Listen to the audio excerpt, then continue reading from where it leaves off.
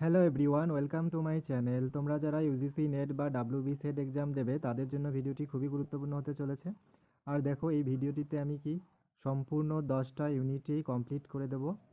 আর ধৈর্য সহকারে দেখবে ক্লাসটা, আর তোমরা খাতা এবং পেন নিয়ে বসবে, সাথে ক্লাস দেখবে এবং সাথে নোট করবে, কেননা পরবর্তীতে রিভাইজ করতে যাতে তোমাদের সুবিধা হয়। দেখো, ভিডিওটিতে কিন্তু একটু ভয়েস লোই হবে, সাউন্ড। তো আমি মাইক ছাড়া শুধু মোবাইল দিয়ে রেকর্ড করতেছি। আর একটা জিনিস, এই ভিডিওটি কিন্তু রিভিশনের উপর ভিত্তি করেই বানানো হয়েছে, তোমরা দেখো। So this is about me. তো চলুন ভিডিওটি শুরু করা যাক। প্রথমে আমরা টিচিং অ্যাপটিটিউড মানে ইউনিট 1-এর যে কনসেপ্টগুলো রয়েছে সেই কনসেপ্টগুলোকে ক্লিয়ার করব।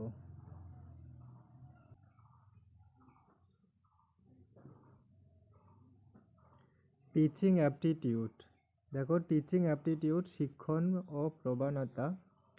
তো হোয়াট ইজ টিচিং? টিচিং কি? It is a communication. Teaching হলো কমিউনিকেশন, যোগাযোগ মাধ্যম টিচার এবং স্টুডেন্টের মধ্যে। টিচার এবং স্টুডেন্টের মধ্যে সেই কমিউনিকেশনে আমরা কি করি? একটা গোলকে অ্যাচিভ করি। সেটা গোলটা এডুকেশনাল গোল। সেখানে কি হবে? সেখানে অলরাউন্ড ডেভেলপমেন্ট হবে স্টুডেন্টদের। সেখানে পুরোপুরি যে ডেভেলপ হবে। আর অ্যাপটিটিউড কি? দক্ষতা। দক্ষতা বা প্রবণতা হলো ট্যালেন্টকে বোঝায়। যেমন আমরা যে শিক্ষক হব, অধ্যাপক হব, তার যে কতটা আমরা তা কতটা হিসেবে দক্ষ সেটাকে বোঝাবে অ্যাপটিটিউড। দেখো, টিচিংয়ের বিভিন্ন কনসেপ্ট দিয়েছে আর তাদের প্রপোনেন্টের নেম। যেমন বেসিক এডুকেশনের কনসেপ্ট কে দিয়েছে? মহাত্মা গান্ধী। তারপর এই যে learning must take place in nature, Rabindranath Tagore. Integral education, Shri Aurobindo. তারপরে spiritual aspect, doctor Sarvepalli Radhakrishnan. তারপরে education to transform human mind, যে কৃষ্ণমূর্তি। তারপর এক্সপেরিমেন্টাল লার্নিং কে দিয়েছে? জন ডেউই। তারপর সেলফ এডুকেশন, মারিয়া মন্টেশ্বরি। তারপর সেলফ অ্যাক্টিভিটি ক্রিয়েটিভনেস দিয়েছে ফ্রবেলনে। তারপর নো ফর্মাল লার্নিং দিয়েছে কে? রুশো। তো এখান থেকে কোশ্চেন আসতে পারে ডিরেক্ট, কোনো কনসেপ্ট দিল, কে দিয়েছেন, আর নয়তো এদিকে 4টা কনসেপ্ট দিল আর এদিকে 4টা প্রপোনেন্ট নেম। তোমাদের ম্যাচ দ্য ফলোয়িং, মানে ম্যাচ করতে হবে। এবার nature or characteristic of teaching. টিচিংয়ের বৈশিষ্ট্য দেখো, অনেকগুলো রয়েছে, তার মধ্যে এখানে কিছু important. Different level of teaching, বিভিন্ন ধরনের লেভেল রয়েছে, নেক্সট পেজে আমরা পড়ব। তারপর টিচিং, টিচিং একটা আর্টস, ফির as well as a science, arts এবং সায়েন্স উভয়ই। টিচিং একটা সোশ্যাল সার্ভিস। তারপর টিচিং ইজ এ ডায়নামিক বা কন্টিনিউয়াস প্রসেস, চলতেই থাকে। তারপর teaching is a complex process, জটিল প্রক্রিয়া। এটা কিন্তু সিম্পল বিষয় নয়। Teaching teaching is a complex process. তারপর is to help the student, teaching স্টুডেন্টদেরকে হেল্প করে শিখতে। তারপর it not a one way process, শিক্ষণ একটা উপায়ে হয় না, অনেকগুলো উপায়ে করা যায়। Next, phases of teaching. Phases কে দিয়েছেন এই কনসেপ্টটি? জ্যাকসন। তো জ্যাকসন 3টি ফেজেসের কথা বলেছেন: pre active phase, interactive phase এবং পোস্ট অ্যাক্টিভ। প্রি অ্যাক্টিভ, শিক্ষক পড়ানোর আগে যে প্ল্যান করেন সেটা হচ্ছে প্রি অ্যাক্টিভ। আর পড়ানোর সময়কালীন যেটা ফেজ হয় সেটা হচ্ছে ইন্টারঅ্যাক্টিভ। আর পড়ানোর শেষে যে শিক্ষক ইভালুয়েট করেন সেটা হচ্ছে পোস্ট অ্যাক্টিভ। তো এবার আমরা দেখব লেভেল অফ টিচিং। এই লেভেল অফ টিচিংয়ের কিছু লেভেল রয়েছে, তার মধ্যে ফেমাস আমরা যে জানি মেমোরি লেভেল, আন্ডারস্ট্যান্ডিং লেভেল, আর হচ্ছে রিফ্লেক্টিভ লেভেল। মেমোরি লেভেলকে বলা হয় লিস্ট বা লোয়েস্ট থটফুল, আর আন্ডারস্ট্যান্ডিং লেভেলকে বলা হয় থটফুল লেভেল, আর রিফ্লেক্টিভ লেভেলকে বলা হয় মোস্ট বা আপার থটফুল লেভেল। দেখো এছাড়াও একটা রয়েছে কি অটোনোমাস লেভেল, এটা দিয়েছেন বিগিনে। আর মেমোরি লেভেলকে কে দিয়েছেন? হারবার্ট। আন্ডারস্ট্যান্ডিং লেভেলকে কে দিয়েছে? মরিসন। আর রিফ্লেক্টিভ লেভেলকে দিয়েছে হান্ট। প্রোপোনেন্টগুলোর নামও নোট ডাউন করে নাও, খুবই ইম্পর্টেন্ট। আর এখানে মেমোরি লেভেলে কিন্তু টিচার সেন্টার্ড হয়, টিচার যা বলে সেটাই। আর আন্ডারস্ট্যান্ডিং লেভেলে টিচার এবং স্টুডেন্ট উভয় এখানে অ্যাক্টিভ থাকে। আর রিফ্লেক্টিভ লেভেলে এখানে টিচারের ভূমিকা থাকে না, শুধু স্টুডেন্টদেরই ভূমিকা থাকে। স্টুডেন্ট এখানে সেলফ রেগুলেটেড হয়ে যায়, মানে নিজেই সব কিছু করতে পারে। ম্যাক্সিম বেসিক টিচিং মডেল কিছু রয়েছে, যেমন শিক্ষা যে কিছু প্রক্রিয়া রয়েছে বা মডেল, যেমন known to unknown, simple to complex, concrete to abstract, analysis to synthesis, তারপর particular to general, empirical to rational, তারপর induction to deduction, তারপর কি সাইকোলজিক্যাল টু লজিক্যাল, অ্যাকচুয়াল থেকে রিপ্রেজেন্টেটিভ, হোল টু পার্ট, তারপর ডিফিনেট টু ইনডিফিনেট। এখান থেকে ধরো Maxim বা বেসিক কিছু মডেল দিল, আইডেন্টিফাই করতে বলবে, এখান থেকে 5টা নাম দিল, বা উলট পালট করে দিতে পারে, যেমন unknown to known, complex to মানে সিম্পল, এভাবে দিতে পারে। তোমরা এখানে এই জন্য ভালো করে যে 11টা এখানে ম্যাক্সিম আছে, ভালো করে দেখে নাও। এফেক্টিভ টিচিং, দেখো কিভাবে টিচিং এফেক্ট করে, প্রভাবিত হয়, তার রয়েছে কি বিহেভিয়ার আর হচ্ছে হেল্পফুল বিহেভিয়ার। কি বিহেভিয়ারে রয়েছে কি লিসেন ক্ল্যারিটি, তারপর instructional variety, teacher task orientation, engagement, আর হচ্ছে কি স্টুডেন্ট সাকসেস। আর হেল্পফুলে রয়েছে using student idea, contribution, structuring, questioning, probing, আর হচ্ছে টিচার এফেক্টস। দেখো এবার আমরা ব্লুম ট্যাক্সোনমি দেখব। তো ব্লুম ট্যাক্সোনমিতে 3 ডোমেইন রয়েছে, তার মধ্যে প্রথম হচ্ছে কগনিটিভ ডোমেইন। এই কগনিটিভ ডোমেইনের 6 ক্যাটাগরি রয়েছে, এই যে 6 ক্যাটাগরি। আর এটা হচ্ছে কি আমাদের যে 3H রয়েছে না, তার মধ্যে হেড মানে মেন্টাল স্কিলের সঙ্গে এটা রিলেটেড। তো কগনিটিভ ডোমেইনের দেখো 1956 সালে যেটা আসে তার হচ্ছে 6টা, আর 2001 সালে সেটা আপডেট হয়েছে। দেখো প্রথম হচ্ছে কি নলেজ, তারপরে কম্প্রিহেনশন, তারপরে অ্যাপ্লিকেশন, তারপরে অ্যানালাইসিস, তারপরে সিনথেসিস, আর 6 নম্বর লাস্টে ইভালুয়েশন। এখানে দেখো 2001 সালে যেটা আপডেট হয়েছে রিমেম্বারিং, তারপরে আন্ডারস্ট্যান্ডিং, তারপরে অ্যাপ্লাইং, তারপরে অ্যানালাইজিং, তারপরে ইভালুয়েটিং, আর 6 নম্বর হচ্ছে ক্রিয়েটিং। এখানে শুধু এটা ক্রস হয়ে গেছে। 2 নাম্বার হচ্ছে কি অ্যাফেক্টিভ ডোমেইন। অ্যাফেক্টিভ হচ্ছে আমাদের কি হার্ট মানে ইমোশনাল স্কিল, ইমোশনের সঙ্গে জড়িত। এখানে 5টা ক্যাটাগরি রয়েছে, রিসিভিং, রেসপন্ডিং, ভ্যালুইং, অর্গানাইজেশন, আর হচ্ছে লাস্টে ক্যারেক্টারাইজেশন। আর 3 নম্বর হচ্ছে সাইকোমোটর ডোমেইন, এটা আমাদের কি হ্যান্ড স্কিলের সঙ্গে জড়িত। প্রথমে হচ্ছে ইমিটেট, তারপর ম্যানিপুলেট, তারপরে প্রিসিশন, তারপরে আর্টিকুলেশন, লাস্টে হচ্ছে ন্যাচারালাইজেশন।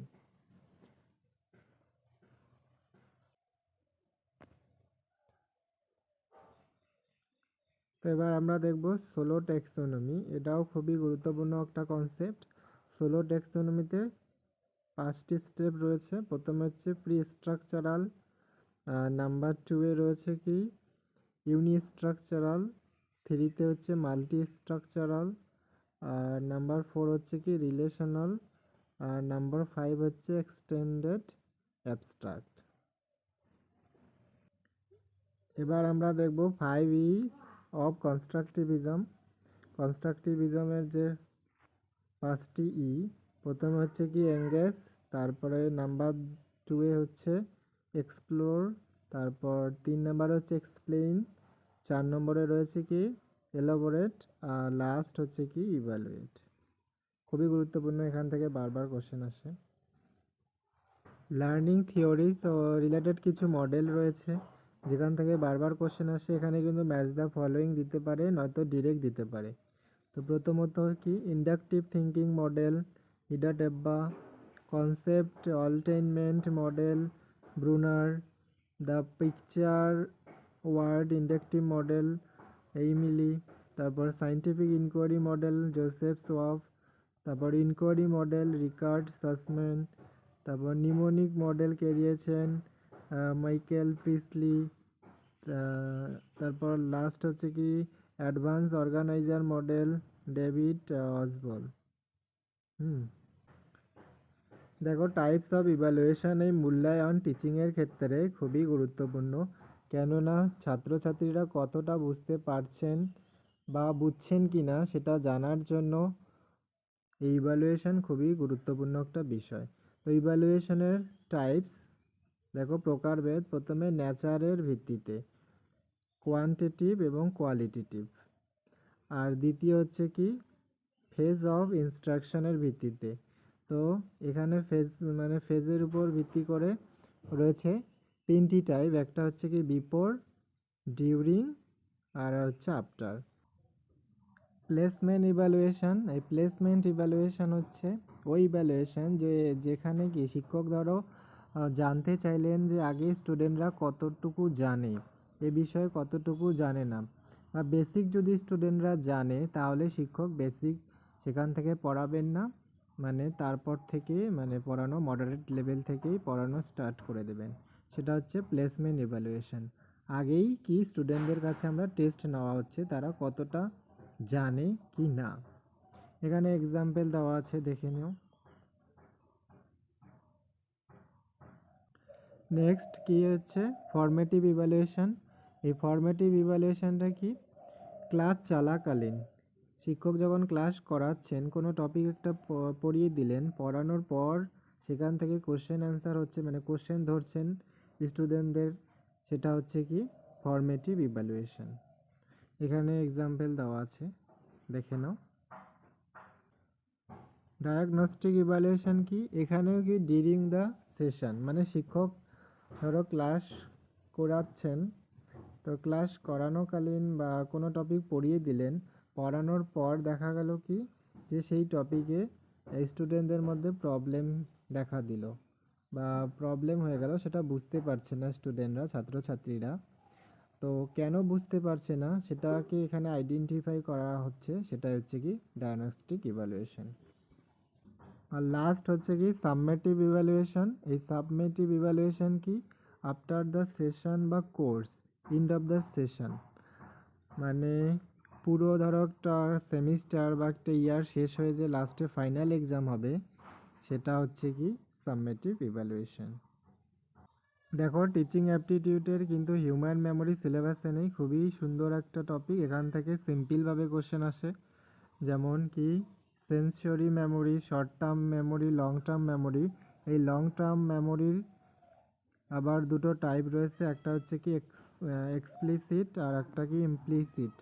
আর এক্সপ্লিসিট মেমোরির আবার কি দুটো টাইপ রয়েছে, একটা হচ্ছে এপিসোডিক আর একটা রয়েছে কি সিমেন্টিক। এখান থেকে ধরো এক্সপ্লিসিট লং টার্ম মেমোরির টাইপ চাইলো, তো কিন্তু এ দুটো, আর বাকি যে টাইপগুলো পড়বে সেটাতে হচ্ছে কি ইমপ্লিসিট।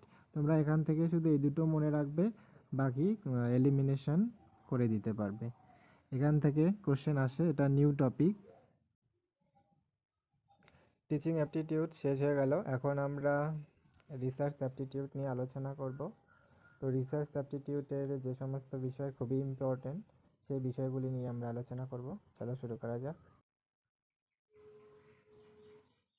রিসার্চ অ্যাপটিটিউড দেখো গবেষণার যোগ্যতা।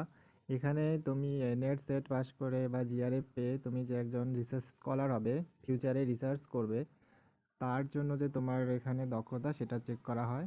বা এই রিসার্চ অ্যাপটিটিউডের প্রথমে দেখো যে রিসার্চ আমরা জানি কি নতুন কিছু খোঁজার যে প্রসেস বা প্রক্রিয়া, সেটাকে রিসার্চ বলা হয়। তো সেটা হচ্ছে রিসার্চ। হোয়াট ইজ রিসার্চ, এই রিসার্চের দেখো এই রিসার্চের প্রত্যেকটা লেটারের কিছু অর্থ আছে, সেই অর্থগুলো এখানে দেওয়া আছে। প্রথমে আরতে হচ্ছে র্যাশনাল ওয়ে অফ থিঙ্কিং, ইতে হচ্ছে কি এক্সপার্ট, এসতে সার্চ বা সলিউশন, ইতে হচ্ছে এক্স্যাক্টনেস, তারপর এতে দেখো অ্যানালাইসিস, আরতে হচ্ছে কি রিলেশন অফ ফ্যাক্ট, সিতে হচ্ছে ক্রিটিক্যাল অবজারভেশন, আর এইচতে হচ্ছে অনেস্টি বা হার্ডওয়ার্ক। ক্যারেক্টারিস্টিক অফ রিসার্চ, রিসার্চের বৈশিষ্ট্য, এখানে কিছু ইম্পর্টেন্ট বৈশিষ্ট্য দেওয়া আছে, এখান থেকে ডিরেক্ট কিন্তু কোশ্চেনে আসে। ধরো 5টা বা 4টা দিয়ে দিল এখানকার বৈশিষ্ট্য, তোমাকে আইডেন্টিফাই বা চুজ করতে হচ্ছে। তো প্রথমে দেখো অবজেক্টিভিটি, তারপর রিয়েলেবিলিটি, ভ্যালিডিটি। ভ্যালিডিটির আবার কিছু টাইপস রয়েছে, যেমন কি internal validity, external validity, phase validity, content validity, criterion, তারপর লাস্ট হচ্ছে কনস্ট্রাক্ট ভ্যালিডিটি। তারপর এখানে রিসার্চের বৈশিষ্ট্য আবার অ্যাকুরেসি, ক্রিয়েটিবিলিটি, জেনারেলাইজেশন, তারপর এমপিরিক্যাল, সিস্টেমেটিক, তারপর লজিক্যাল, আর হচ্ছে কি রেপ্লিকেবল, লাস্ট হচ্ছে সাইক্লিক্যাল। এই সাইক্লিক্যাল খুবই ইম্পর্টেন্ট। দেখো আমরা পরবর্তীতে যখন রিসার্চের স্টেপ পড়বো বা জানবো, সেখানে প্রথমেই কি আমরা যখন রিসার্চ করতে যাই, তার প্রথমে যখন প্রপোজাল লিখি, তার প্রথমেই হচ্ছে আমাদের কি আইডেন্টিফাই দ্য প্রবলেমকে আমাদের আগে আইডেন্টিফাই করতে হয়। আবার কি রিসার্চ এমন না যে সলিউশন হবে, সলিউশন তো হবে, রিসার্চ কি প্রবলেমে শুরু হতে পারে, আবার কি লাস্টে প্রবলেমে গিয়ে শেষ হতে পারে। এবার দেখো টাইপস অফ রিসার্চ। তো অবজেক্টিভসের ভিত্তিতে কোন কোন টাইপস রয়েছে, ডিসক্রিপটিভ, কোরিলেশনাল, এক্সপ্লোরেটরি, তারপর হচ্ছে এক্সপেরিমেন্টাল। আর আউটকামের উপর ভিত্তি করে যে রিসার্চের টাইপস রয়েছে ফান্ডামেন্টাল আর হচ্ছে অ্যাপ্লাই। এই ফান্ডামেন্টাল রিসার্চের আর একটা নাম পিওর রিসার্চ, হ্যাঁ, বা বেসিক রিসার্চ বলা হয়, যেখানে নতুন কিছু আমরা খুঁজি। অ্যাপ্লাই রিসার্চের আর একটা টাইপস রয়েছে অ্যাকশন রিসার্চ। তারপর লজিকের উপর ভিত্তি করে যে রিসার্চের টাইপস, সেটা হচ্ছে কি ডিডাকটিভ, আর একটা হচ্ছে ইন্ডাকটিভ। প্রসেস প্রসেসের উপর ভিত্তি করে হচ্ছে কোয়ান্টিটেটিভ রিসার্চ আর হচ্ছে কোয়ালিটেটিভ রিসার্চ। ইনকোয়ারি মুডের উপর যে রিসার্চ, স্ট্রাকচার, আর একটা হচ্ছে কি আনস্ট্রাকচার্ড। লাস্ট হচ্ছে আইডিয়া বা কনসেপ্টের উপর ভিত্তি করে, যেমন কনসেপচুয়াল রিসার্চ আর একটা এমপিরিক্যাল রিসার্চ।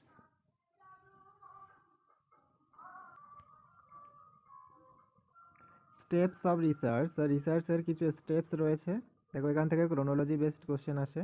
তো প্রথমে হচ্ছে কি আইডেন্টিফাই দ্য প্রবলেমকে আইডেন্টিফাই করব আমরা। তারপর কি লিটারেচার রিভিউ, তারপর কি সেট অবজেক্টিভস, তারপর মেথোডোলজি, তারপর ডাটা কালেক্ট করব, 6 নম্বর ডাটা অ্যানালাইসিস করব, 7 নম্বরে কনক্লুশন, আর 8 নম্বর হচ্ছে রিপোর্ট রাইটিং লিখব। তো এই হলো রিসার্চের স্টেপস। টাইপস অফ স্কেল, এই স্কেল থেকে 2 ধরনের কোশ্চেন আসে, হয়তো ম্যাচ দ্য ফলোয়িং দেবে, নয়তো কি ক্রোনোলজি। যদি ক্রোনোলজি অ্যাসেন্ডিং অর্ডারে দেয়, তাহলে দেখো নমিনাল স্কেল, 2 নম্বরে আসবে কি অর্ডিনাল, 3 নম্বরে হচ্ছে ইন্টারভাল স্কেল, আর লাস্ট 4 নম্বর হচ্ছে কি রেশো স্কেল। এটাকে যদি ডিসেন্ডিং অর্ডারে বলে, তাহলে প্রথমের দিকে আসবে কি রেশো, তারপর হচ্ছে ইন্টারভাল, তারপর হচ্ছে অর্ডিনাল, তারপর নমিনাল। মানে অ্যাসেন্ডিং আসলে সোজাভাবে এভাবে, আর ডিসেন্ডিং আসলে এভাবে উল্টে যাবে। তো নমিনাল স্কেল, এটাতে শুধু নাম হয়, যেমন দেখো এক্সাম্পল দেওয়া আছে জেন্ডার, ন্যাশনালিটি, হ্যাঁ এক্সাম্পল। এই এক্সাম্পলগুলো দিয়ে কি ম্যাচ দ্য ফলোয়িং কোশ্চেন কিন্তু আসে। দ্বিতীয়ত অর্ডিনালে এখানে নামের সাথে সাথে অর্ডারও থাকে, যখন দেখো যেমন হচ্ছে educational level, satisfaction, ratings, ranking, এই যে অর্ডিনাল স্কেল। আর ইন্টারভেল স্কেলে নমিনাল, এখানে নাম থাকছে সাথে সাথে অর্ডারও থাকছে, সাথে সাথে ইন্টারভেল। তো ইন্টারভেলের এক্সাম্পল দেখো এখানে টেম্পারেচার, আইকিউ আইকিউ স্কোরস। তারপর রেশো, এই রেশো স্কেলে যেমন এক্সাম্পল হচ্ছে ওয়েট, হাইট।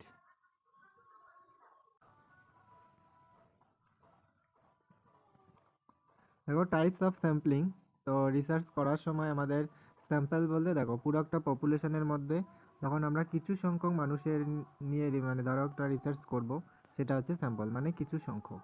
আমাদের তো পুরা পপুলেশনে যাওয়া বা রিসার্চ করা সম্ভব না, এই জন্য একটা স্যাম্পল, কিছু সংখ্যক নিয়ে যে আমরা কাজ করব সেটাকে আমরা স্যাম্পল বলি।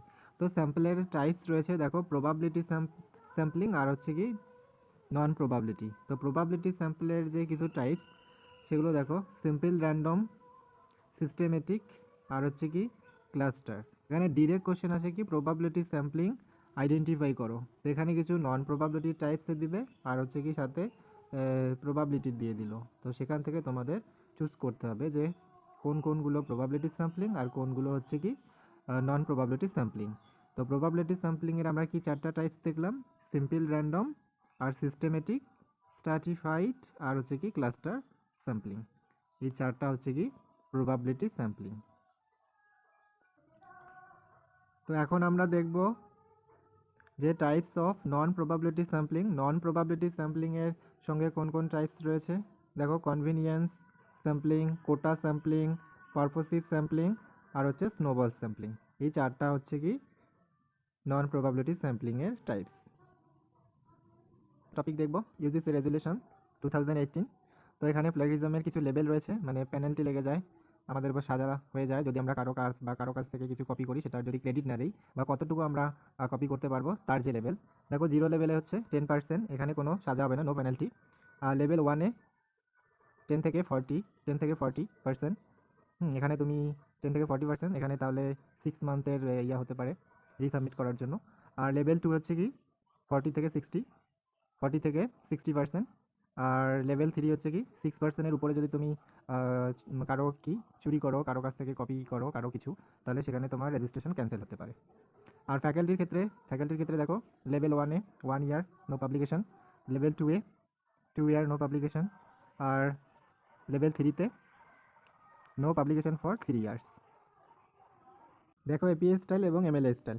এপিএ স্টাইলে হচ্ছে আমেরিকান সাইকোলজিক্যাল অ্যাসোসিয়েশন, এখানে অথর্সের কি লাস্ট নেম হয়, ফার্স্ট ইনিশিয়াল এবং ইয়ার হয়, তারপর টাইটেল অফ দ্য ওয়ার্ক, তারপরে আর এখানে এটা ইউজ হয় কোন কোন সাবজেক্টের ক্ষেত্রে, social science, education and business. আর এমএলএর full form modern language association. হ্যাঁ, এখানে দেখো অথরের লাস্ট নেমও হয় আবার ফার্স্ট নেমও হয়, তারপর টাইটেল অফ দ্য ওয়ার্ক, দেন সব। আর ইউজ হয় কোন সাবজেক্টে, হিউম্যানিটিস, লিটারেচার এবং arts.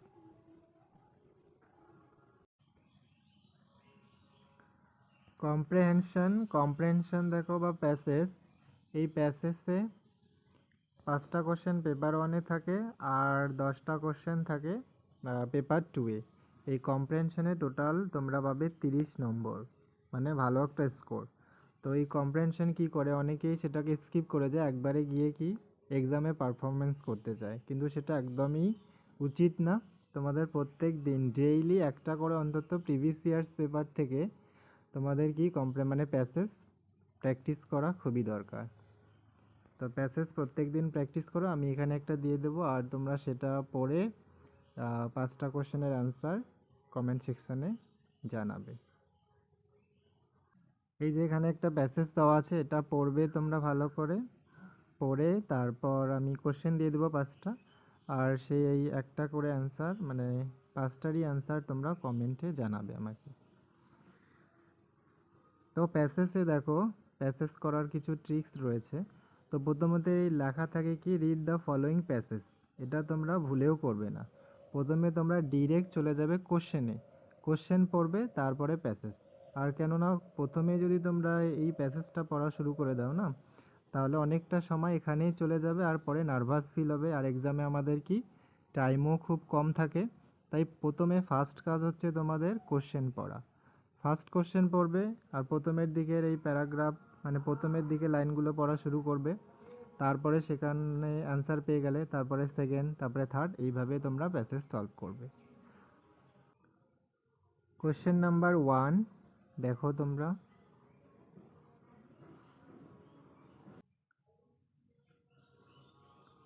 Question number 2,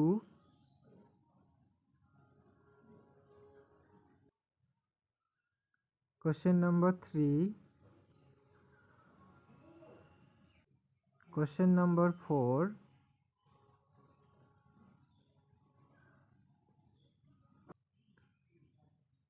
question number 5।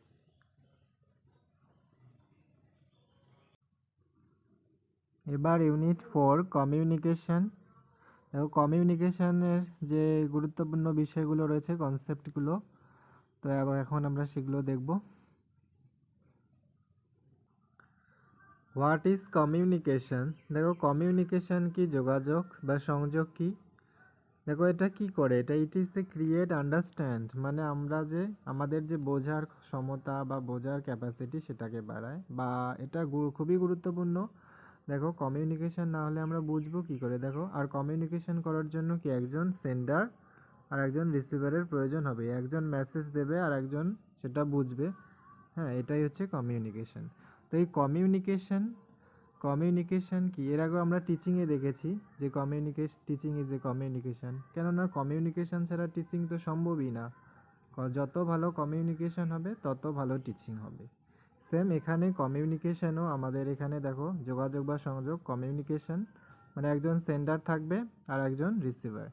একজন কি মেসেজ দেবে আর একজন সেটা বুঝবে মানে আন্ডারস্ট্যান্ড করবে, সেটা হচ্ছে কমিউনিকেশন। তো এই কমিউনিকেশন ওয়ার্ডটা ল্যাটিন ওয়ার্ড থেকে এসেছে, দুটি দুটি ল্যাটিন ওয়ার্ড, একটা হচ্ছে কি কমিউনিকেয়ার আর একটা হচ্ছে কমিউনিস।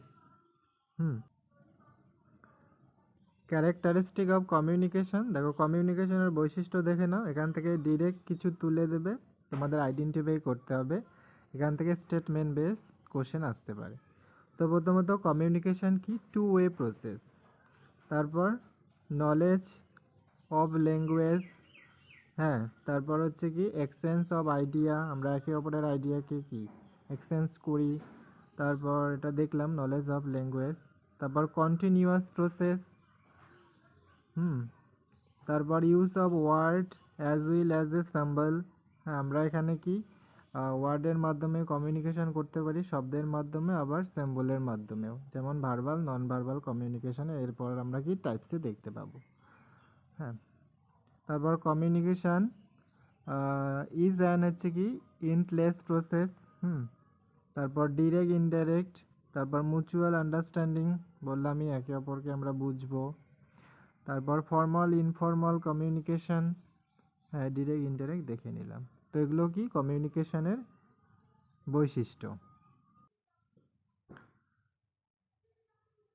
কমিউনিকেশন প্রসেস বা 7 কি স্টেপস, ভেরি ইম্পর্টেন্ট এখানে কি ভেরি ভেরি ইম্পর্টেন্ট। যেমন প্রথমে সেন্ডার, তারপর মেসেজ, তারপর ইনকোডিং, তারপর মিডিয়া বা চ্যানেল, তারপর রিসিভার, তারপর হচ্ছে ডিকোডিং, ফিডব্যাক।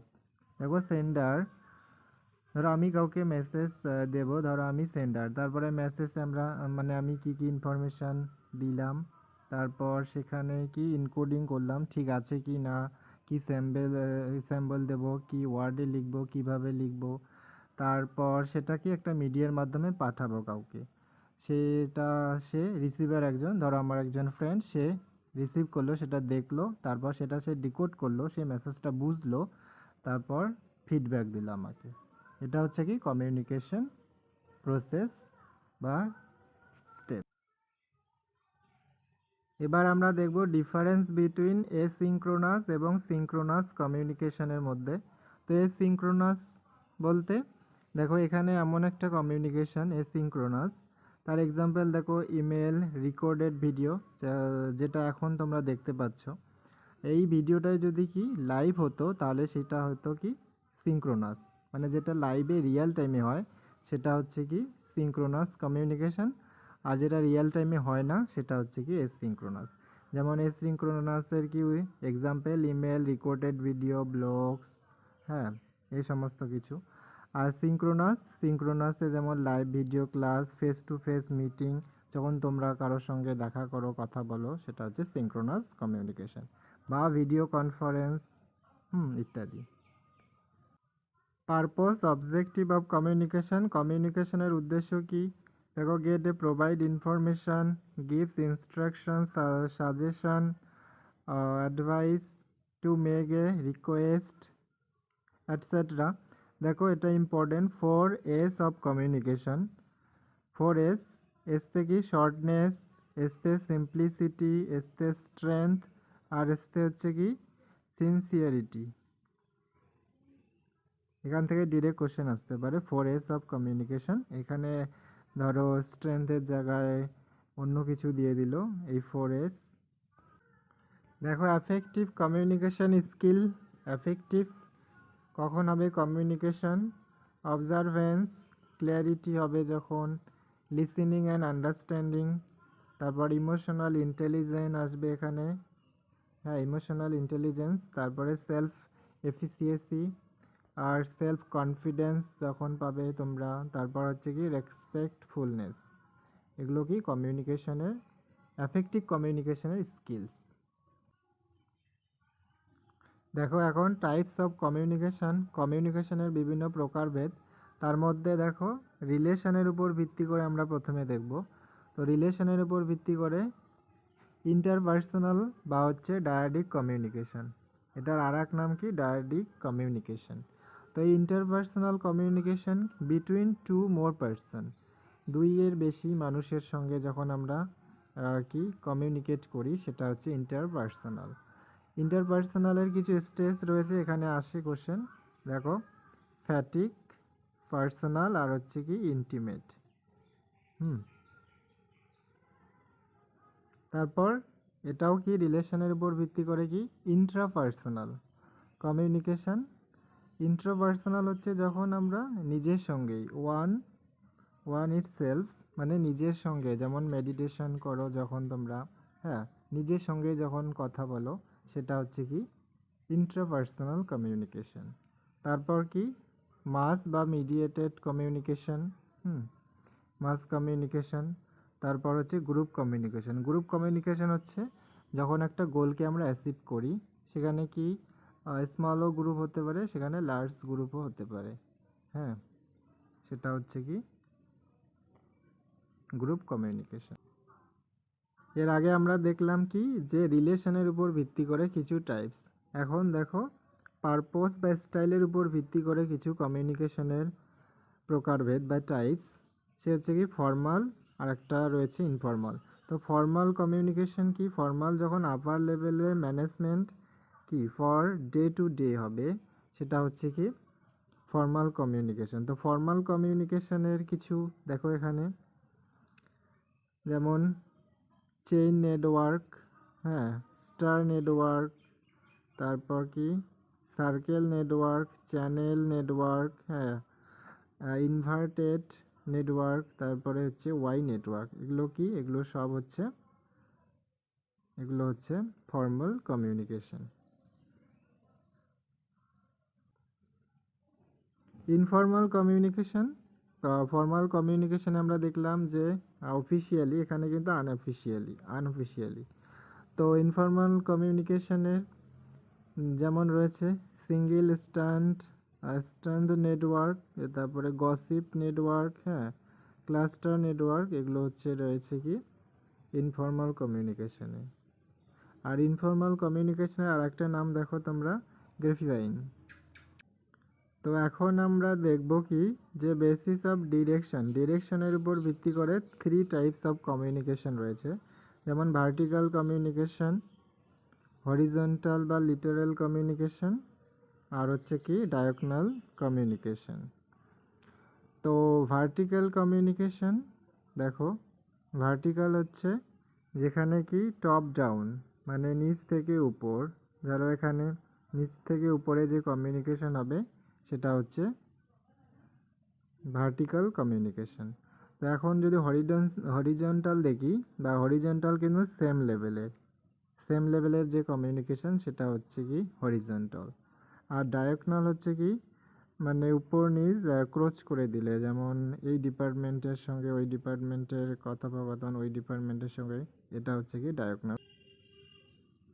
তো এবার আমরা দেখব ব্যারিয়ার্স অফ কমিউনিকেশন। আমরা যেই কমিউনিকেট করি বা একে অপরকে বোঝার চেষ্টা করি বা বোঝার যে ক্ষমতা আমাদের, সেখানে কিন্তু আমাদের অনেক ধরনের বাধার সম্মুখীন হতে হয়। সেই ব্যারিয়ার অফ কমিউনিকেশন দেখো, প্রথমে অর্গানাইজেশনাল ব্যারিয়ার। অর্গানাইজেশনে যেমন রুলস, পলিসি, ফ্যাসিলিটিস, তারপর স্ট্রাকচারের যে ব্যারিয়ার। তারপর ফিজিক্যাল ব্যারিয়ার্স, হ্যাঁ, ফিজিক্যালি যে ব্যারিয়ার হয় সেটা, যেমন ব্যাকগ্রাউন্ড নয়েজ, সেটা হচ্ছে কি ফিজিক্যাল ব্যারিয়ার। সাইকোলজিক্যালে যেমন ফিল্টারিং, ফিয়ার, ইমোশন, হ্যাঁ, পারসেপশন, তারপর poor listening, poor retention. Language barrier যেমন পুয়ার মেসেজ, সিমেন্টিক্স, সেটা হচ্ছে কি ল্যাঙ্গুয়েজ ব্যারিয়ারের মধ্যে পড়ে। তারপর কালচারাল কালচারালে যেমন ইথনোসেন্ট্রিসিজম, মানে কি নিজের কালচারকে দেখানো, মানে উপরে রাখা, সেটার যে ব্যারিয়ার। আর লাস্ট হচ্ছে কি মেকানিক্যাল যেমন টেলিফোনিক লাইন্স।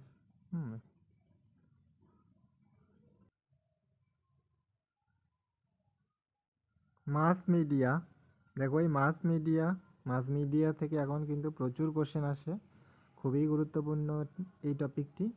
তো 6 টাইপস রয়েছে মেইন, তো প্রথমে ট্র্যাডিশনাল মিডিয়া, তারপর প্রিন্ট মিডিয়া, তারপর ইলেকট্রনিক বা ব্রডকাস্টিং মিডিয়া, তারপর আউটডোর মিডিয়া, তারপর ট্রানজিট মিডিয়া, আর লাস্টে ডিজিটাল মিডিয়া বা নিউ মিডিয়া বা ইন্টারনেট।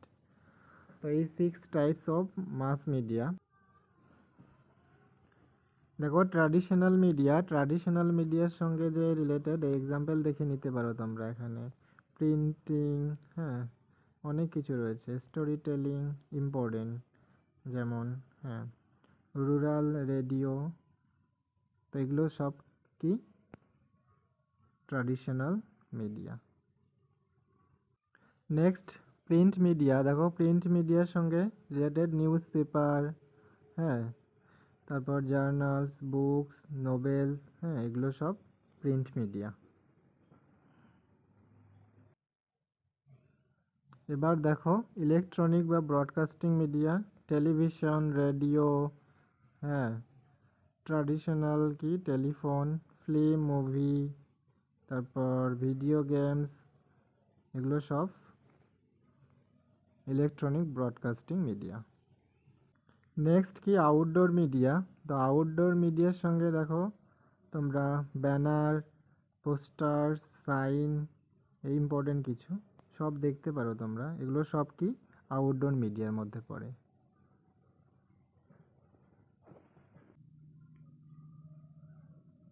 দেখো ট্রানজিট মিডিয়া, যেমন বাসে, রেলওয়ে, তারপর ট্যাক্সি, তারপর ট্রানজিট শেল্টার, এগুলো সব কি ট্রানজিট মিডিয়া। এখন দেখো নিউ মিডিয়া বা ডিজিটাল মিডিয়া, সেখানে ওয়েবসাইট, ইমেল, সোশ্যাল মিডিয়া, হ্যাঁ, তারপর হচ্ছে ইবুকস, তারপরে digital videos, computer animation, virtual world, virtual reality, এ সমস্ত কিছু হচ্ছে নিউ মিডিয়া বা ডিজিটাল মিডিয়া।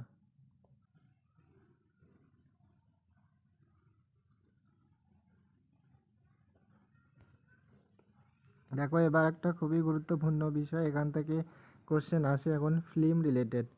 ভারতের প্রথম মুভিকে নাম কি, কত সালে এসেছে, ভারতের প্রথম টকি ফিল্মের নাম কি, হ্যাঁ, এই সমস্ত কিছু।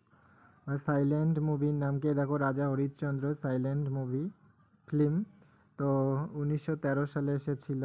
ডাইরেক্টরের নাম কি, দাদা সাহেব ফালকে।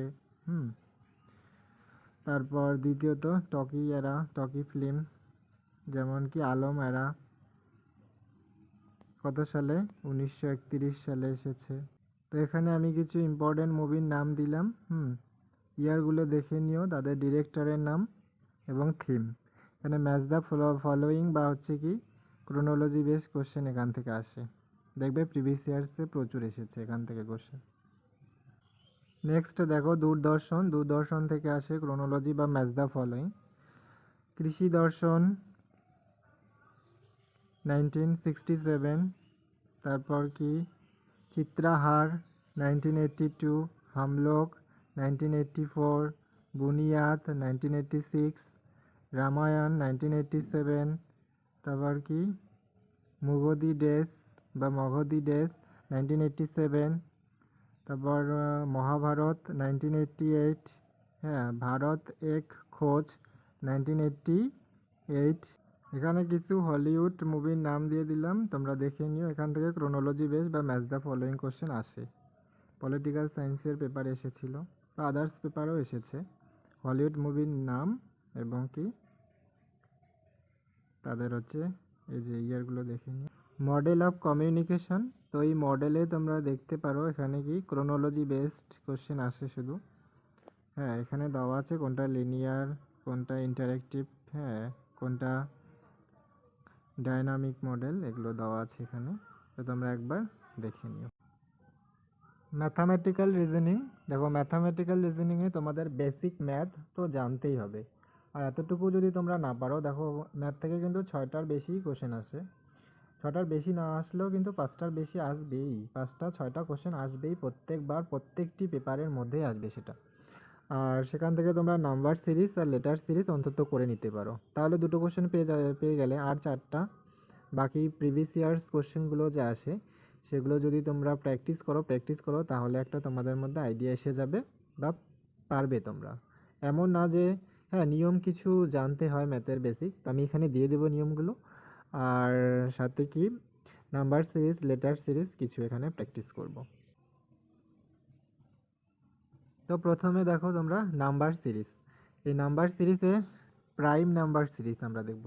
তো প্রাইম নাম্বার জানোই তোমরা, দেখো এখানে কত 2, তারপর 3 রয়েছে, 5 রয়েছে, 7, তারপর 11, তারপর 13, তারপর 17, কত হবে এখানে প্রাইম নাম্বার? তো এখানে আসবে কত 19।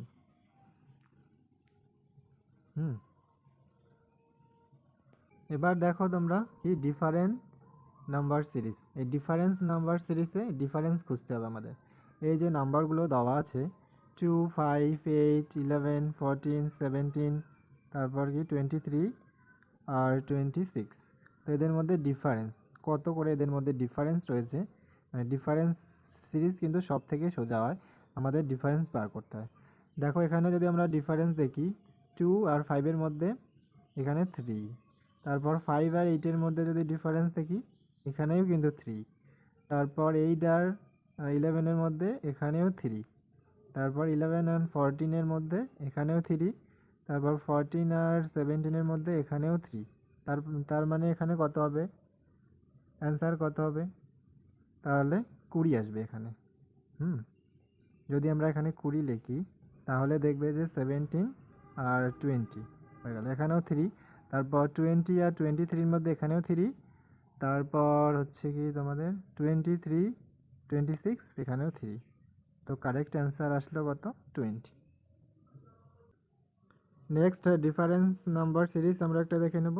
দেখো যখন তোমাদের সামনে এরকম এরকম সংখ্যা আসবে না, তখন তোমরা এই দিক থেকে যাওয়ার চেষ্টা করবে, কেননা এইদিকে ছোট সংখ্যা থেকে বড় সংখ্যার দিকে গেছে। যদি এই দিক থেকে যাও তাহলে অনেকটা ডিফিকাল্ট লাগতে পারে, এই জন্য এই দিক থেকে যাবে, যেদিকে ছোট সংখ্যা থাকবে সেই দিক থেকে যাবে। তো এখানে যদি আমরা ডিফারেন্স মানে বার করি বা খুঁজি, তাহলে দেখো কি দেখতে পাচ্ছ যে 3, 10 মানে 3 হইতে 10, এখানে কতটা ডিফারেন্স 7, তাই না? তারপর যদি আমরা দেখি নেক্সট 10, 17, তার মানে এখানেও 7, তারপর 17 থেকে 24 এখানেও 7, তাহলে এখানে কত আসবে 24 থেকে 7 যদি আমরা ডিফারেন্স বার করতে চাই তাহলে এখানে আসবে 31, তাহলে 7 ডিফারেন্স হবে 24 থেকে 31। তারপর 31 থেকে 38 এখানেও 7, তারপর 38 থেকে 45, তাহলে আমাদের এখানেও 7 আসবে, তো কারেক্ট অ্যান্সার 31।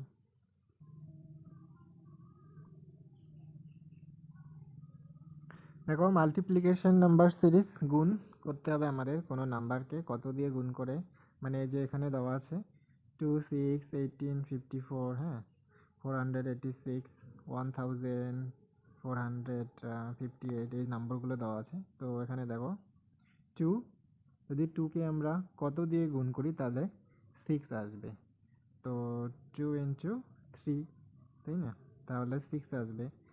তারপর যদি 6-কে এই যে 3 দিয়েই আমরা যদি সবগুলোকে গুণ করে দেখবো যে হয় কিনা, তো দেখো আসে, তাহলে 6 দিয়ে যদি 3-কে আমরা গুণ করি তাহলে 3, 6, 18 আসতেছে, তারপর মানে 18, 18, তারপর 18-কে যদি 3 দিয়ে আমরা গুণ করি 3 আসতে 24, 3-কে 3, 3 2 5, তো 54, হ্যাঁ তাহলে 54-কে যদি আমরা 54-কে 3 দিয়ে গুণ করব তাহলে যত আসবে সেটা আমাদের অ্যান্সার আসবে।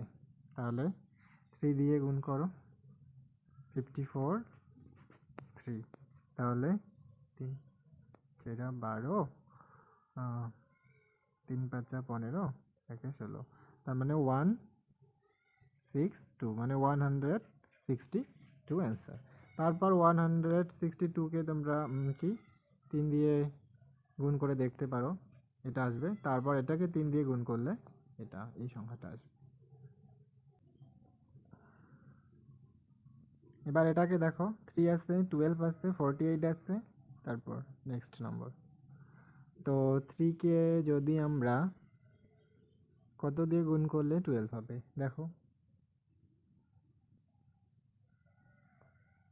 3 × 4 12, মানে 4 দিয়ে যদি আমরা তারপর 4 কে না 12 কে গুণ করি আসতেছে, তাহলে 4 দিয়েই হবে এটা। দেখো 4 দিয়ে 48 কে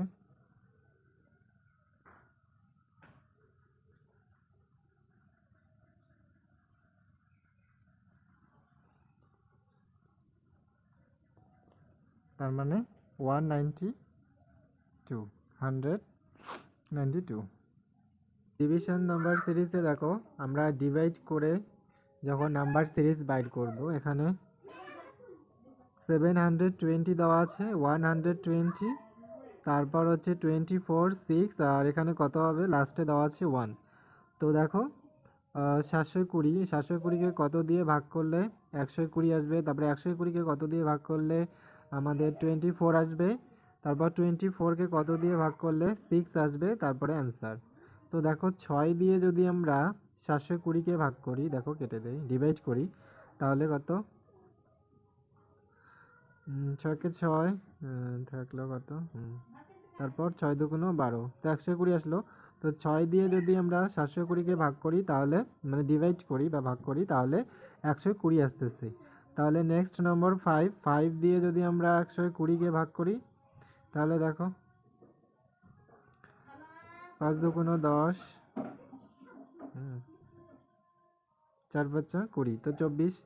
তারপর নেক্সট নম্বর আমরা যদি 4 দিয়ে যদি আমরা ভাগ করি 24কে, 4 6 6 আসতেছে 6, তাহলে 6কে 3 দিয়ে ভাগ করলে কত আসবে, 3 দুগুণ 6, তাহলে এখানে অ্যান্সার 2।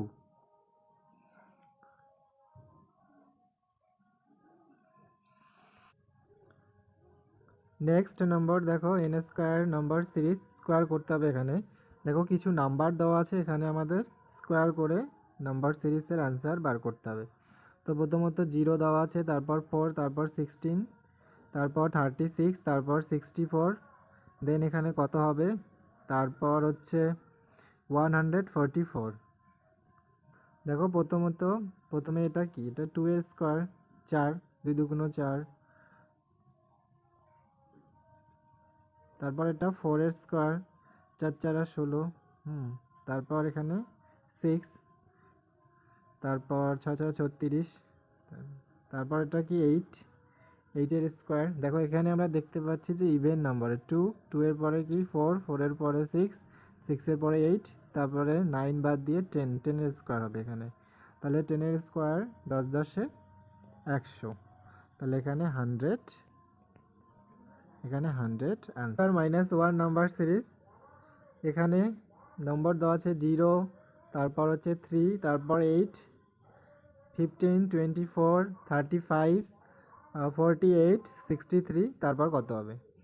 তো এখানে দেখো প্রথমে 1 এর স্কোয়ার 1, -1, তাহলে 0, তারপর 2 এর স্কোয়ার 2 দুগুণ 4, -1, তারপর এখানে হচ্ছে 3, তারপর সেমভাবে 3 এর স্কোয়ার 3 3 9, -1, 8, তারপর 4 এর স্কোয়ার করো 4 4 16, -1, 15, তারপর 5 এর স্কোয়ার করো 5 5 25, -1, 24, এইভাবে 5, এখানে 6 6 6 36, -1, 35, তারপর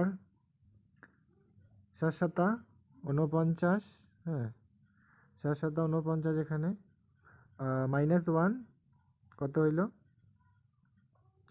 48, তারপর 8 8 64, 64, -1, 63, তাহলে 9, এখানে 9 এর স্কোয়ার হবে, তাহলে 9 9 81, -1, 80, তাহলে অ্যান্সার হবে 80। নেক্সট হচ্ছে এন স্কোয়ার +1, আগেরটা দেখলাম আমরা কি -1, আর এখানে +1। দেখো এখানে নাম্বার দেওয়া আছে 2, 5, 10, 17, 26, 37, মাঝখানে ড্যাশ কত হবে, আর লাস্ট হচ্ছে 65। তো প্রথমে দেখো 2 দেওয়া আছে, আমরা যদি 1 এর স্কোয়ার করি প্লাস 1 তাহলে হয় 2। তারপর আমরা যদি 2 এর স্কোয়ার করি 2 দুগুণ 4 প্লাস 1 তাহলে হচ্ছে 5।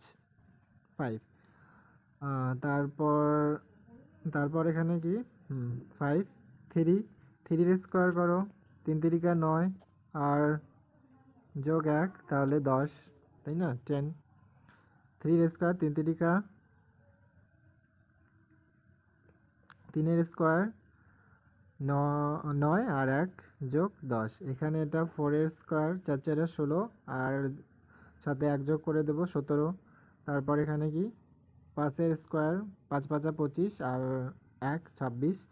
তারপরে দেখো এখানে 6 এর স্কোয়ার 6 6 36 আর 1 37। তাহলে এখানে কত হবে 7 এর স্কোয়ার 7 7 49 আর 7 7 49 আর 1 কত 50।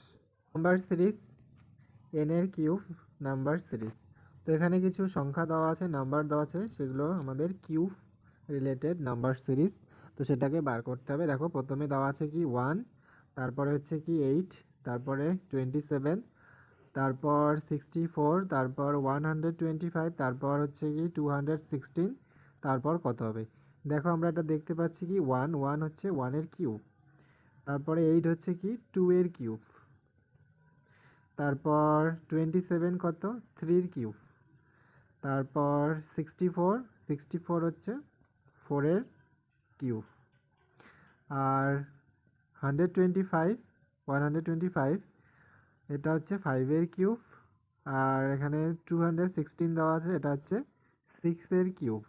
তাহলে লাস্টে হবে 7 এর কিউব। কত 7 এর কিউব হচ্ছে 343 অ্যান্সার। প্লাস 1, এর আগে আমরা দেখছিলাম কি এন এর স্কোয়ার প্লাস 1, এন এর স্কোয়ার মাইনাস 1, তো এখন কি কিউব প্লাস হচ্ছে 1 করতে হবে। দেখো আমরা 1 এর যদি কিউব 1 হয় তাহলে প্লাস 1 করে দেই তাহলে 2 আসছে। তো সেমভাবে 2 এর কিউব কত 8, তো প্লাস যদি 1 করে দেই তাহলে 9 আসছে। তো এইভাবে সেম যে সংখ্যাগুলো রয়েছে এখানে 65, হ্যাঁ 4 এর কিউব প্লাস 1, 160 না 160 না 126, এটা হচ্ছে কি 5 এর কিউব প্লাস 1। এখানে 6 এর কিউব 217 হচ্ছে 6 এর কিউব হচ্ছে কি 216 আর প্লাস 1 217। এখানে দেখো 343 হচ্ছে কি 7 এর কিউব আর প্লাস 1 344। তাহলে নেক্সট 8 এর কিউব হবে। তো 8 এর কিউব কত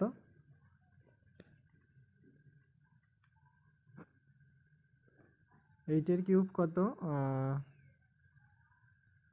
512 হচ্ছে 8 এর কিউব। তো এখানে যদি প্লাস 1 করে দেই তাহলে হচ্ছে আমাদের কত পাচ্ছি আমরা অ্যান্সার 513, এটা হচ্ছে অ্যান্সার।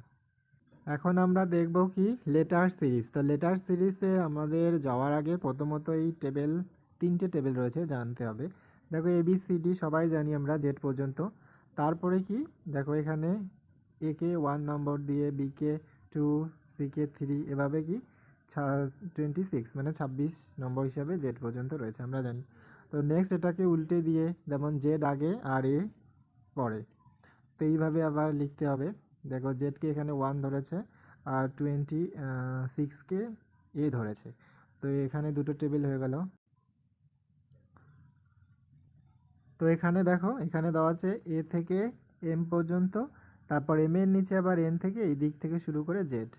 এখান থেকে সিম্পল যেমন এই দেখো কোনো সময় এম দেওয়া থাকলো সেটাকে এন ধরতে হবে আমাদের, বা এখানে ক্রস করেও দিতে পারে যে এল এল কোথাও আছে তার জায়গায় এম দিয়েছে, এম আছে তার জায়গায় ও দিয়েছে, তো এভাবে। হুম দেখো লেটার সিরিজের এখানে একটা এক্সাম্পল দেওয়া আছে। প্রথমে এ, তারপর সি, তারপর ই, তারপর জি, তারপর হচ্ছে কে। তো এখানে যদি দেখি আমরা এরপরে বি কে বাদ দিয়েছে সি, তারপর ডি কে বাদ দিয়েছে ই, তারপর এফ কে বাদ দিয়েছে জি। তাহলে জি, এইচ কে আমরা বাদ দিব, বাদ দিয়ে কি এখানে আই হবে, তাহলে আই অ্যান্সার। তারপর দেখো জে কে বাদ দিয়েছে কে, হ্যাঁ, তো রাইট অ্যান্সার হচ্ছে আই। নেক্সট লেটার সিরিজ দেখে নাও, এখানে দেওয়া আছে এ বি, বিই, তারপরে হচ্ছে কি জিএইচ, তারপরে এখানে মাঝখানে কত হবে ড্যাশ, তারপরে এমএন। তো ভালো করে লক্ষ্য করো, দেখো এখানে এ বি দেওয়া আছে, এ বি মাঝখানে কি বাদ দিয়েছে, এ বি, সি কে বাদ দিয়ে ডি ই, তারপর ডিই, এফ কে বাদ দিয়েছে, তারপর কি জি এইচ। তাহলে আমরা আই কে বাদ দিব, আই এর পরে যে দুটো হবে লেটার সেই দুটোকে নেব, তাহলে আই কে বাদ দিলে আমরা কি পাই, জে কে। তো এই জে কে হবে অ্যান্সার। তারপরে দেখো জে কে, এল কে বাদ দিয়ে এখানে দেওয়া আছে কি এম এন, তো এখানে হবে জে কে। তো J K right answer. Next letter series দেখে নাও, এখানে দেওয়া আছে কি A B, A B D, C D F, এখানে মাঝখানে কি হবে ড্যাশ, তারপর আছে কি জি এইচ জে, এখানে আই জে না, এখানে কে হবে না, এটা এল হবে। তো দেখো প্রথমে এ বি, তারপরে দেখো সি ডি, এখানে এ বি, এখানে সি ডি, তাহলে নেক্সট কী হবে এখানে ই এফ, তারপরে দেখো জি এইচ আই জে। এখান থেকে যদি আমরা দেখি, দেখো ডি এফ, ডি এফ মানে ই বাদ দিয়েছে এফ, তাহলে এখানে আমাদের কি হবে এফ, আমরা জি বাদ দিব, জি বাদ দিয়ে এখানে এইচ আসবে, এইচ, তাহলে অ্যান্সার হলো কি ই এফ এইচ। তারপরে দেখো এইচ, আই যদি আমরা বাদ দেই, আই বাদ দিলে এখানে জে আসছে, আই জে, তারপর আমরা যদি কে বাদ দেই তাহলে এখানে এল। তো কারেক্ট অ্যান্সার হচ্ছে কি ই এফ এইচ। তো এখন আমরা দেখব কি কোডিং অ্যান্ড ডিকোডিং এর দুই একটা এক্সাম্পল দেখো কোডিং ডিকোডিং এর এখানে দেওয়া আছে কি পোস্টেড, সেটার এখানে কোড দেওয়া আছে, আর নিচে আছে স্পিড, স্পিডের কোড এখানে কি হবে। তো দেখো তোমরা এখানে কিন্তু দেখাই যাচ্ছে, এই কোডিং ডিকোডিংয়ে ভালো করে তোমরা নজর দেবে, তাহলে এখানে ধরতে পারবে। দেখো এখানে পি প্রথমে আছে, এখানে লাস্টে পি, তারপর এখানে দেখো লাস্টে ডি, এখানে ফার্স্টে ডি, মানে কি এটাকে উলট পালট করে দিয়েছে, উল্টে দিয়েছে। তো এখানে ফার্স্ট দেখো স্পিডে দেওয়া আছে এস, তাহলে তোমরা এখানে যদি চারটা অপশানে দেখতে পাও এ বি সি ডি, লাস্টে কিন্তু এস যাচ্ছে, তার মানে প্যাটার্ন জানলে যে লাস্টেরটা ফার্স্টে আর ফার্স্টেরটা লাস্টে হবে। তো এস এখানে ফার্স্টে রয়েছে, তাহলে এস দেখো তোমরা লাস্টের দিকে দেখবে। তো এই নাম্বার অপশানেই দেখো দেওয়া আছে এস লাস্টের দিকে, আর বাকিতে কিন্তু নেই। তোমরা এখানে এলিমিনেট করে একদম অ্যান্সারে পৌঁছে যেতে পারো, আর সময়ও এখানে বেঁচে যাবে অনেক। নেক্সট দেখো একটা এক্সাম্পল, এখানে দেওয়া আছে কি সেলডম বা SELDOM, এটার কোড দেওয়া আছে এখানে, মানে এস এর কোড হচ্ছে কি 1, ই এর কোড হচ্ছে কি 2, এল এর কোড হচ্ছে কি 4, ডি এর কোড হচ্ছে কি 3, হ্যাঁ ও এর কোড হচ্ছে কি 6, এবং এম এর কোড হচ্ছে 5। তো তোমাকে এখানে কি কোড বার করতে বলছে কিসের, মুটের, MODE মুট। তো এম এর কোড দেখো এখানে তোমরা, এম এর কোড কত আমরা জানি এই যে 5, তো 5 প্রথমের দিকে দেখো এম, তো অপশানে দেখো 5, এখানেও নেই, এখানেও নেই, এখানেও নেই, একদম এখানে এলিমিনেট করে একটাতেই, বাকিগুলো তোমাদের দেখতেই হলো না। এভাবেই তোমরা পরীক্ষায় অ্যাপ্লাই করবে, তাহলে টাইম বেঁচে যাবে অনেক। নেক্সট দেখে নাও ও এর কোড কত ছিল 6, তারপর হচ্ছে কি ডি, ডি এর কোড হচ্ছে 3, তারপর ই এর কোড কি 2, তো কারেক্ট অ্যান্সার সি। তো এবার আমরা দেখে নেব ম্যাথামেটিক্যাল রিজনিংয়ের কিছু ইম্পর্টেন্ট টপিকের নিয়ম ম্যাথে, যেমন ফ্র্যাকশন থেকে আসে, ক্রোনোলজি বেস কোশ্চেন আসবে এখানে।